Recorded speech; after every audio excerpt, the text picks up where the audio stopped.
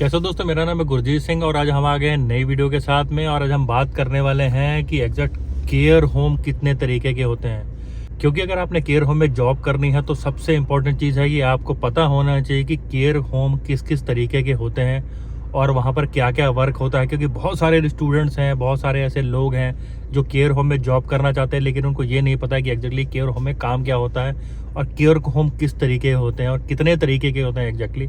तो आज का मेरा जो वीडियो है मैं उसमें आपको बताऊंगा तो उसमें कितने तरीके के केयर होम्स होते हैं और उनमें क्या क्या काम होता है। तो एग्जैक्टली अगर मैं बात कर ले रहा हूँ केयर होम्स की, तो केयर होम्स मेनली तो दो तरीके के होते हैं जो नॉर्मली आप जॉब्स करने के लिए या जॉब के लिए अप्लाई करते हो। ऐसे तो 3-4 अलग अलग करियर कैटेगरीज होती हैं जिसमें हो सकता है आपको अप्लाई करने की ज़रूरत ना पड़े।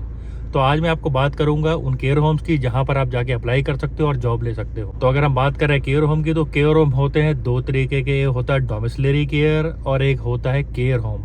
तो दोस्तों एक के बाद मैं आपको बताऊंगा कि आपको केयर होम में और डोमिसिलरी केयर में फ़र्क क्या है, कि दोनों में फ़र्क क्या होता है, दोनों में काम क्या करना पड़ता है। तो हम एक एक करके स्टार्ट करते हैं। तो सबसे पहले मैं बात करता हूँ आपसे केयर होम की।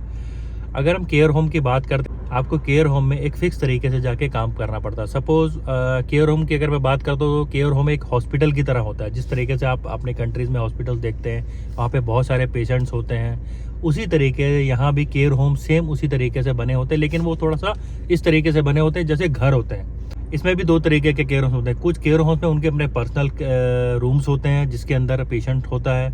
कुछ होते हैं जो ओपन भी होते हैं, कि बहुत सारे पेशेंट्स हैं जो एक ही जगह पर हैं, लेकिन वो नॉर्मली वो पेशेंट्स होते हैं जो ज़्यादा क्रिटिकल टाइप के पेशेंट्स होते हैं, उनको वो इस तरीके के ओपन में रखते हैं। अगर मैं केयर होम की बात करता हूँ तो अगर आपको मैं इजी तरीके से समझाने की कोशिश करूँ तो आपने जैसे कोई बड़ा सा एक घर है या बड़ा सा एक अपार्टमेंट है जहाँ पर बहुत सारे जितने पेशेंट्स हैं जिनको अलग अलग तरीके की प्रॉब्लम्स हो सकती हैं। कोई किसी की बैक में प्रॉब्लम हो रही है, या कोई अपने आप चल नहीं पाता, या किसी को डेमेंशिया की प्रॉब्लम है।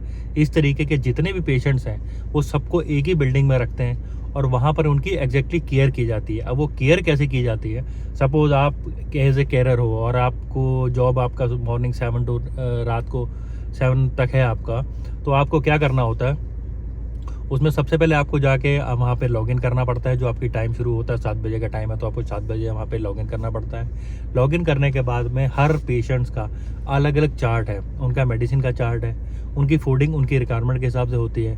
आपको देखना पड़ेगा कि उसकी मॉर्निंग में उसका क्या शेड्यूल है, उसको कौन सी मेडिसिन मॉर्निंग में देनी है, कौन सी मेडिसिन आफ्टरनून में देनी है, कौन सी मेडिसिन आपने रात में देनी है।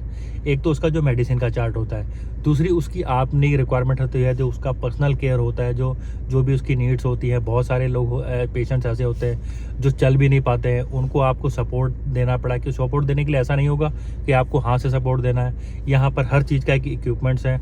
आपको उसको उठाने के लिए उनके पास एक अलग तरीके की वो लगी होती है, सीलिंग जिसे कहते हैं, वो सीलिंग लगाते हैं, उसके थ्रू उनको उठाने और बैठने का काम करते हैं। ऐसा नहीं होगा कि आपको अपने हाथ से उठा के उनको बिठाना है या कुछ करना है। सारा कुछ जो है वो ऑटोमेटेड होता है। हर चीज़ एक टेक्निकल तरीके से चलती है, हर चीज़ का आपको डिटेल नोट करना पड़ता है। उसके बाद उनकी फूडिंग उनकी रिक्वायरमेंट के हिसाब से होती है। कुछ पेशेंट्स की फूडिंग जो है डॉक्टर के हिसाब से होती है, और कुछ जैसे पेशेंट जो ठीक ठाक हैं वो अपनी एक डिमांड करते हैं कि उनको क्या खाना है या उनको क्या पीना है। क्योंकि बहुत सारे पेशेंट्स होते हैं, उनको सपोज है मॉर्निंग में उनको कॉफ़ी चाहिए, तो वो मॉर्निंग में उनको आपको कॉफ़ी बना के देनी पड़ेगी, या उनकी जो भी रिक्वायरमेंट्स है या उनकी नीड्स है वो आपको फुलफिल करनी पड़ेगी मॉर्निंग के हिसाब से। उसी तरीके से जब ऐसे आफ्टरनून होता है, फिर उसके आफ्टरनून में उसकी मेडिसिन आपको देखनी पड़ेगी, उसका लंच आपको देखना पड़ेगा। उसके अलावा उसकी और भी कोई रिक्वायरमेंट्स हैं, क्योंकि हर पेशेंट्स की अलग अलग एक डिटेल्स आपको नोट होंगी आपकी एक डायरी में, या जिसे आपका उसका जो चार्ट शेड्यूल चार्ट होगा, शेड्यूल चार्ट में आपको उसको पढ़ना है कि उसको क्या क्या कितने बजे देना है। इसके बाद जो सेम सिचुएशन आती है वो आती है आफ्टरनून की कॉल, जो टी कॉल्स होती है। टी कॉल्स में आपको सेम प्रोसेस करना है। उसकी मेडिसिन हो सकता है किसी की है किसी की नहीं है, या उसके बाद सेम शेड्यूल जो आपका नाइट वाला, जैसे आप जा रहे हो तो आपने सीट कंप्लीट करके उसकी सारी डॉक्यूमेंटेशन आपने करनी है। आपको सारी डॉक्यूमेंटेशन का ये भी लिखना है कि अगर जब आए थे तो उस वक्त पेशेंट की कंडीशन क्या थी, जब आप लंच टाइम में थे तो उसकी कंडीशन क्या थी, आपने क्या क्या करा, आपने उसको ड्रेसिंग करवाई, आपने उसको मेडिसिन दी, फूड दी, पर्सनल केयर करा। जो कुछ भी आप करोगे वो आपको प्रॉपर आप डॉक्यूमेंटेशन में बना के लिखना पड़ेगा।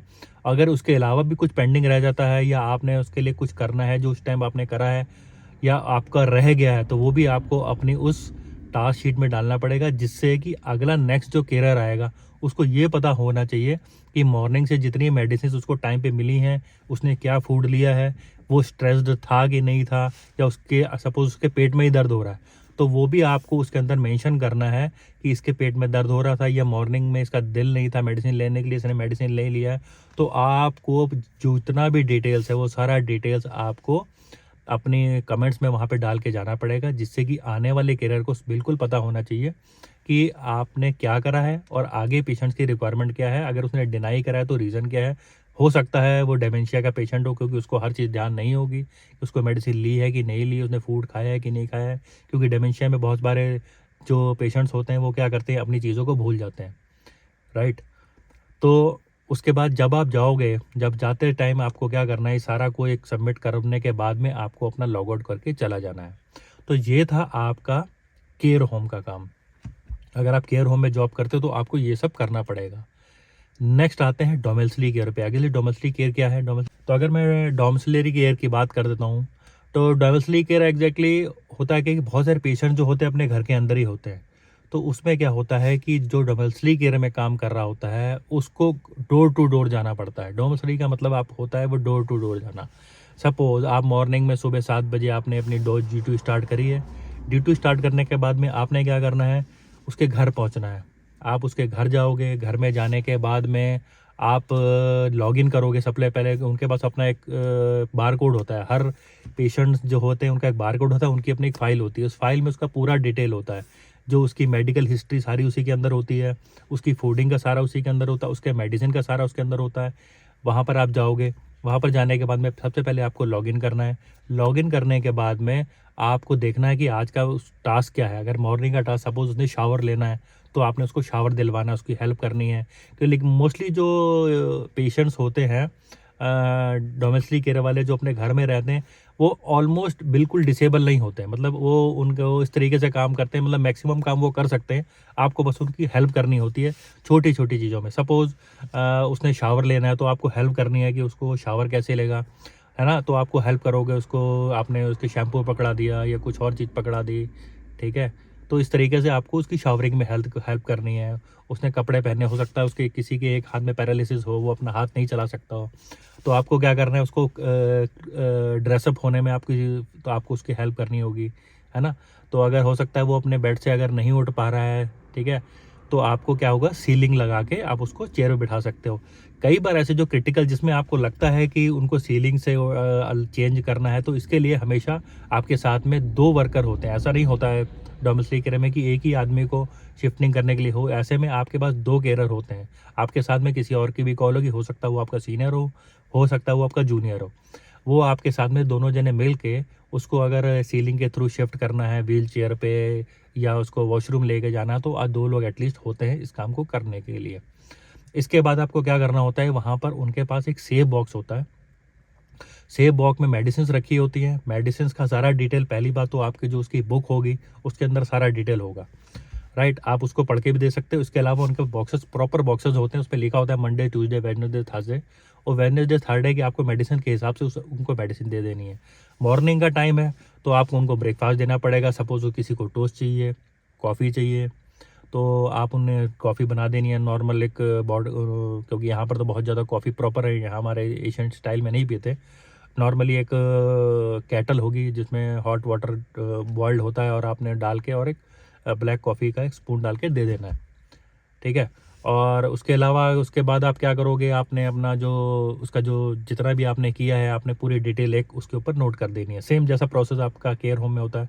सेम आपने जो किया, उसको शॉवरिंग करवाई है, आपने उसको मेडिसिन दी है, आपने आए थे तो उसका मूड कैसा था, शी वाज ओके और ही वाज ओके, है ना। मतलब उसका आपको एक थोड़ा एटीट्यूड भी बताना है कि ऐसा तो नहीं था कि वो प्रॉब्लम थी, ऐसा तो नहीं था उसको कोई स्ट्रेस था या किसी तरीके का ऐसा उसको कोई प्रॉब्लम था। तो ये आपको थोड़ा सा ये सारा जितना भी डिटेल्स है वो आपको अपने नोट्स में डालना है। आपने जो जो मेडिसिन दी है आपको वो नोट्स में डालनी है। आपने कौन कौन सी मेडिसिन ली है और कौन सी नहीं दी है वो आपको नोट में डालना है। सपोज़ उन्होंने कोई डिनाई कर दिया कि ये वाली मेडिसिन मैं नहीं लूँगा या ये वाली क्रीम मैंने नहीं लगानी है, तो वो भी आपको सारा मेंशन अपना करना पड़ेगा। तो सारा कुछ आपको जब मेंशन करोगे उसके बाद आप उससे बाय बाय थैंक यू करके आप सिया करके आप निकल सकते हो वहाँ पर, और अपना बार कोड आप दोबारा स्कैन करना पड़ेगा कि आप जहाँ पर आए थे वहाँ से आप लॉग आउट करके बाहर आ गए हो, राइट। इसके बाद आपको वो एटलीस्ट या तो 30 मिनट्स की कॉल होगी एज़ पर रिक्वायरमेंट, या 40 मिनट्स की कॉल होगी। इस 30-40 मिनट्स की कॉल के बाद आपको नेक्स्ट पेशेंट के पास जाना है, राइट।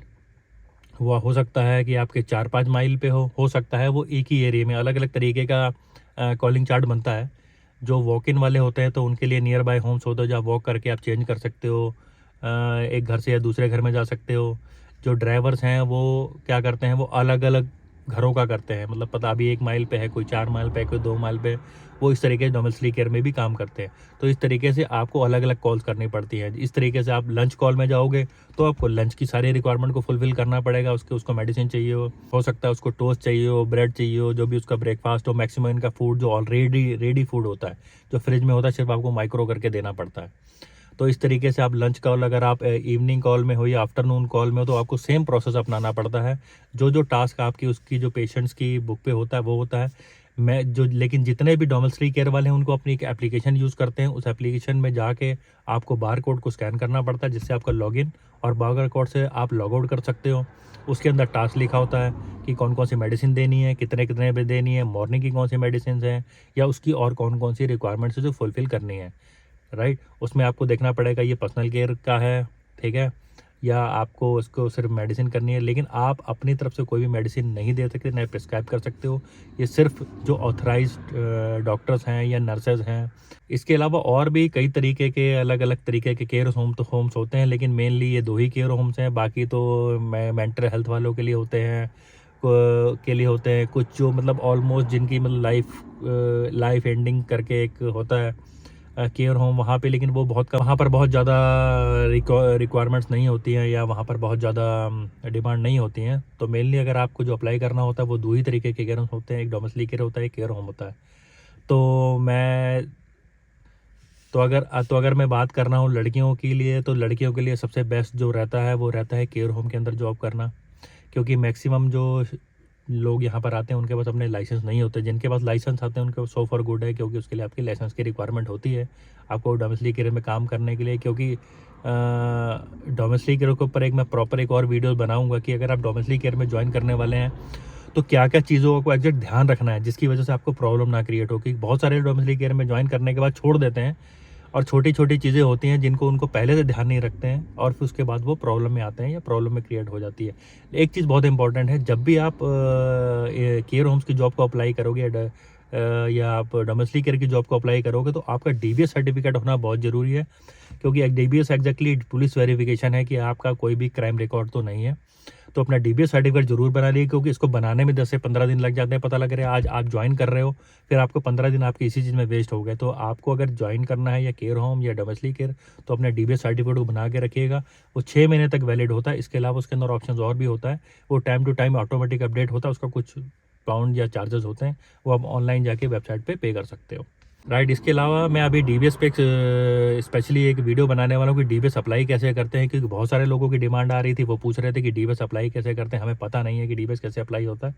तो मैं नेक्स्ट वीडियो डेफिनेटली DBS पे ही बनाऊंगा, और उसमें आप दिखाऊंगा कि अगर आपको DBS अप्लाई करना है तो क्या क्या रिक्वायरमेंट होती है और कहाँ पे जाके आप अप्लाई कर सकते हो। ठीक है दोस्तों, ये था मेरा आपको वीडियो आपको बताने के लिए। मिलते हैं नेक्स्ट वीडियो में। लाइक शेयर सब्सक्राइब करना मत भूलिएगा। Thank you.